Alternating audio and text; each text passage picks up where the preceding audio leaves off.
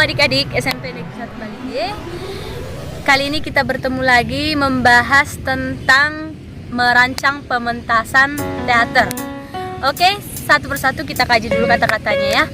Nah, kalau katanya merancang berarti itu sama dengan hendak melakukan atau merencanakan. Berarti kita di sini merancang pementasan. Pementasan itu sama dengan pertunjukan pada teater. Nah, sekarang pertanyaannya, apa itu teater? Ada yang tahu pengertian teater? Nah, kalau seandainya kalian ditanya teater, itu hampir sama seperti waktu kita mempelajari fragmen. Fragmen dan teater itu tidak jauh berbeda ya. Mereka semua seni pertunjukan. Misalnya yang lalu kita belajar tentang fragmen, itu ada 3 tekniknya ya. Ada dia olah rasa, olah tubuh, dan olah suara. Tetapi kali ini tekniknya juga sama, cuman perbedaannya itu nanti mungkin dari segi pentasnya aja. Sekarang yang kita bahas itu tentang perencanaannya.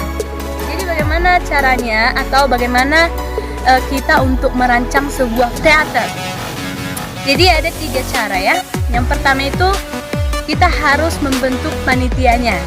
Yang kedua itu membentuk atau merancang pentas, kemudian melakukan latihan. Diingat ya, yang pertama membentuk panitia, yang kedua merancang pentas, kemudian yang ketiga itu melakukan latihan. Oke, kita bahas satu-satu ya. Jadi kalau misalnya kita untuk merancang atau untuk membuat sebuah panitia, itu sama halnya kalau kita membuat sebuah film.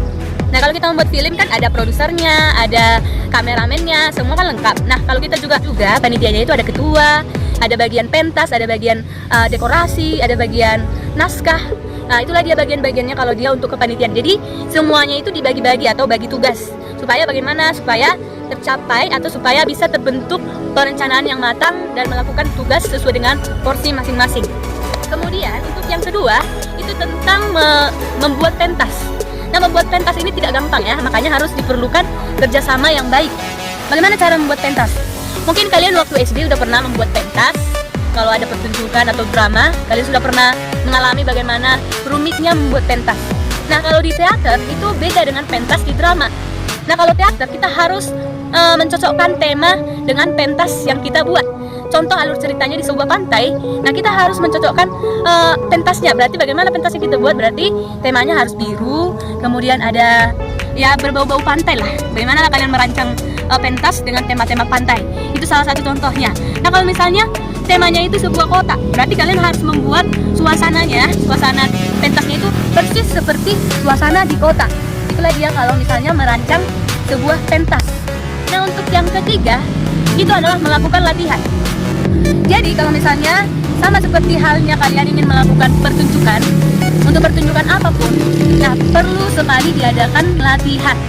Latihan itu tujuannya untuk apa? Nah, untuk mematangkan persiapan kita. Itulah dia 3 hal yang perlu dipersiapkan dalam merancang sebuah pementasan teater. Diingat ya yang 3-tiganya. Yang menjadi proyek kalian kali ini adalah kalian coba tirukan salah satu tokoh atau artis idola kalian. Contohnya misalnya si Sule. Kemudian siapa lagi tokoh-tokoh yang kalian favoriti? Si Magdalena, Mbak Betty, atau tokoh di film yang perannya protagonis, antagonis, atau yang netral dia, ada yang komedi-komedi. Nah, itu bisa kalian tirukan dengan gaya tokoh yang kalian favoriti masing-masing. Contoh ya kan, si Mbak Betty. Nah, coba kalian tirukan ekspresi mukanya aja. Contoh pas lagi dia marah kayak mana, pas lagi dia merepet kayak mana. Nah, tapi suaranya tidak usah. Suaranya biarin aja suara Mbak Betty, tapi kalian tirukan mimik wajahnya, ekspresi wajahnya. Itu aja yang perlu sama ibu ya. Kira-kira sudah paham sampai di sana? Nah, kalau misalnya masih kurang paham bisa ditanya langsung kepada ibu. Nah, kemudian tugasnya itu ditunggu sampai jam 6 sore. Kali ini ibu minta kalian mengirimnya tepat waktu, jangan sampai ada yang terlambat seperti kejadian-kejadian sebelumnya. Dan ini adalah tugas akhir kalian.